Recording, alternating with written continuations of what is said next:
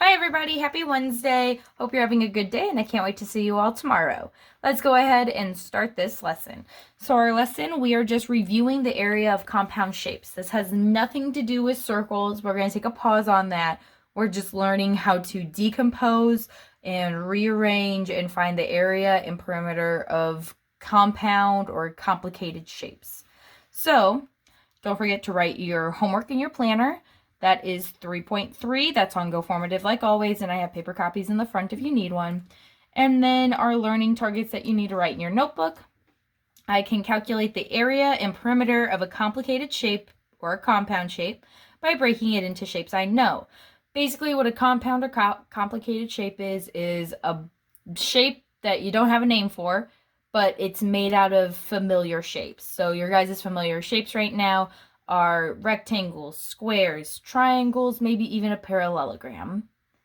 Go ahead, fill out your planner and notebook, and then unpause once you're ready to move on. Okay, so let's go ahead and move on to our warm-up. Decomposing compound shapes. So we have this weird shape, don't know really what to call it, but I do see a bunch of rectangles that it's made up of. You can use your line tool to draw lines and decompose this shape into rectangles. Go ahead, pause here, try it for a few minutes, and come back once you're ready. Okay, since there's so many different ways we can actually decompose this, I'm going to use my dry erase board on it. So, one way we can decompose this, I see a little rectangle right here. So I'm going to draw a line there. And now I have to deal with this L shape. There's a few ways we can do that. So one way is just drawing a line here. Or even drawing a line over here. And we can also decompose this shape by, if you look, could make that a little tiny rectangle. And then decompose that into two rectangles like that. Or you can even do a combination of all of this and just have a ton of rectangles, but you're going to give yourself more work. Okay, let's go ahead and move back on to the lesson. So our next task is decomposing into rectangles. If you notice, it's the same shape we just looked at, except now it has side lengths and dimensions. So what you're going to do is you're going to find the perimeter of this shape and the area of this shape. Remember, perimeter is the total outside length. Now, if you notice, we're missing 4 dimensions of this. Let's go ahead and find them real quick before you try and find the perimeter. So, we're missing these 2, this one, and this one up here. To do this, we need to look at opposite sides and other angles or other side lengths that we have. So if you look here, this little rectangle, these opposite sides are going to be the exact same measurement. So that means this missing side is 1. And now this missing side right here. Well, from here to here, it matches this length right here. So that means this whole length needs to be 3. This right here is 2 because it's the opposite side of that. And so 2 plus 1 would give us a full length of 3. So this missing length is also 1. Now, over here, this side length is going to match this side length right here. So this is 3. And now this missing side length. If we notice, from here all the way down, it's going to match this side length, which is 4. So this part right here that I just drew is going to be 2 because it matches that side length. And now for 2 plus something to equal 4, this is also going to be a side length of 2. Now you have all your missing side lengths. You can find your perimeter. You can find the area, however way you want to decompose this shape. Go ahead, pause here, try and find the perimeter and area, and come back once you're ready. All right, let's go ahead and move on.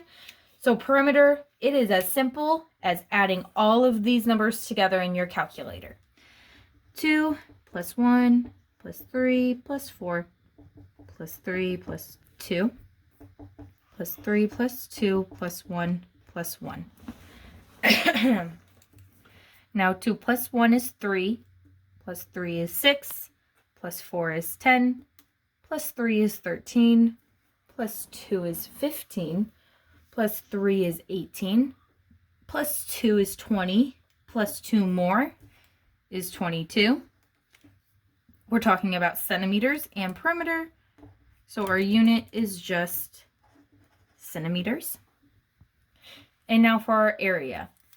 I'm going to decompose it this way because I feel like it's the easiest with the numbers given to us. 2 times 1 gives us the area of this small rectangle, which would be 2. 2 times 3 will give us the area of this medium rectangle, which is 6. And 3 times 4 will give us the area of the large rectangle, which is 12. Now to find the total area of this shape, you need to add all these areas. So 12 plus 6 plus 2 gives us an area of 20 centimeters squared. You can write it as centimeters with a little 2 exponent. You can write SQ for square centimeters, or swap it, centimeters squared. Whichever way you label it, perfect. Just make sure that your area is always units squared. Awesome job. Let's go ahead and move on to our next task. So we are working on decomposing into triangles and rectangles now. So we have this shape. Now you're going to again decompose it and find the perimeter and area of this shape. To find the area of a triangle, which you're going to have to do, the area of a triangle is 1/2 the base times the height. Or you can divide by 2. Base times height divided by 2, or times 1/2, whichever one works. Now, before you try and do this, I need to let you know, you cannot connect a line like this, because if you notice, this line is going down at a quicker rate, and then it doesn't flatten out, but it doesn't decrease as quickly. If you notice, we cut through the corners of 2 boxes here. This line never cuts through the corner of a box. So this is not decomposed correctly. You're going to again have to at least draw 2 lines for this. So go ahead, try this, come back once you're ready. All right. Okay, so now that you've tried it, let's go ahead and go over this. Let's go ahead and do perimeter first because it's going to be the easiest. So this is going to be 6. That's our only missing side length. So now we can just add all of these together.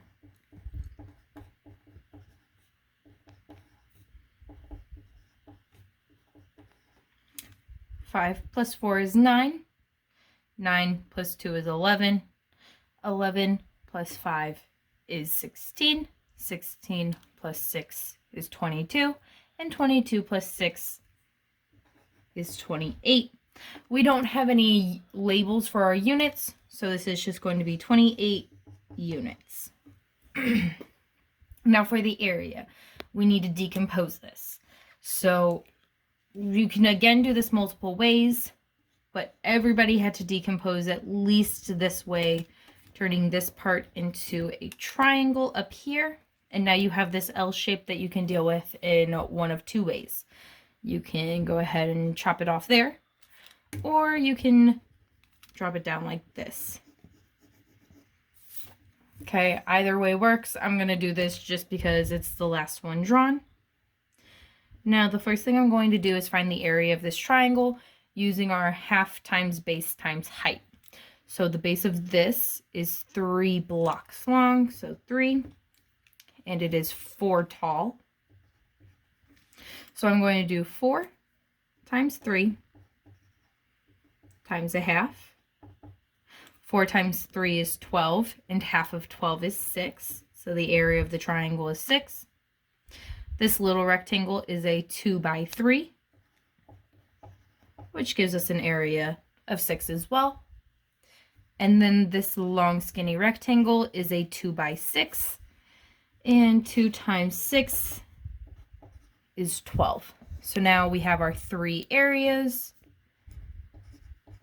We can go ahead and add them together,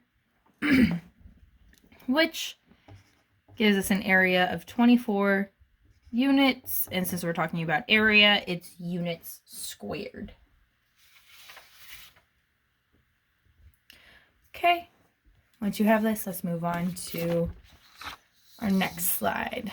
So now you're like, okay, how does this actually tie into circles? Well, we're going to be dealing with shapes that have parts of circles in them. They're made with circles. So 2 types of circles we are going to be looking at this unit is a half circle and a quarter circle. So first question, how can you tell a difference between a half circle and a quarter circle? Okay, come up with something about the angles in them. Talk about maybe what they look like. And then number 2, if we knew the area and perimeter of a full circle with the same radius or diameter, how could we find the area and perimeter of these partial circles? So you're going to answer both of these for both a half and a quarter circle. And once you're done with this, go ahead and come back. All right. So how can you tell the difference between a half circle and a quarter circle? Well, a half circle, this has a straight line. And a straight line is also 180 degrees. And to me, if I was to turn this and actually draw it like this, I don't know. To me, that kind of looks like a rising sun. And now a quarter circle. So this creates a 90-degree angle. And a quarter circle always reminds me of a slice of pizza. Now, whatever you have to remember the difference between them is perfect. You just need to be able to find half circles and quarter circles in compound shapes. Now, if we knew the area and perimeter of a circle with the same radius as a half circle, then we could actually take the area or perimeter and we can just divide by 2 or even multiply by a half since we have half of a circle. For the quarter circle, we can divide the area or perimeter by 4, or again, since it's a quarter circle, multiply it by a quarter or a fourth. Okay, those are the same word, same fraction, just different ways to say it. Awesome. Now let's go ahead and look at a shape that actually has circles in the compound shape. So you're going to use 2 lines to decompose this shape into rectangles and half circles. Go ahead, pause, try this, come back once you're ready. Okay, awesome. So you should have drawn lines here and here. Now, my battery is getting too low to have. So we decomposed this shape into 2 half circles on the ends and 1 long rectangle in the middle. So if we wanted to find the area of this, we'd find the area of the circles, the area of this rectangle, and add them all together. If we were wanting to find the perimeter of this shape, we would add whatever these side lengths are, plus what is the circumference of this circle, and that would give us the perimeter of this shape. Okay, great job today, guys. Now we just need to have our lesson synthesis, glue it in your notebook, and then you can go ahead onto your cool down and your homework. So our lesson synthesis. We can decompose compound shapes into shapes we are more familiar with, such as rectangles, triangles, and now circles. This can help us find the area of the shapes and even perimeter of the shapes. Okay, again, once you glue this into your notebook, so that's the very first thing you need to do. Glue your lesson synthesis into your notebook. After that, you have your cool down on Go Formative. You have your homework on Go Formative. And last but not least, I know you guys love it, Edmentum time. You have to do at least 15 minutes of Edmentum. Okay, hope you guys have a wonderful day. Can't wait to see you all tomorrow. Goodbye.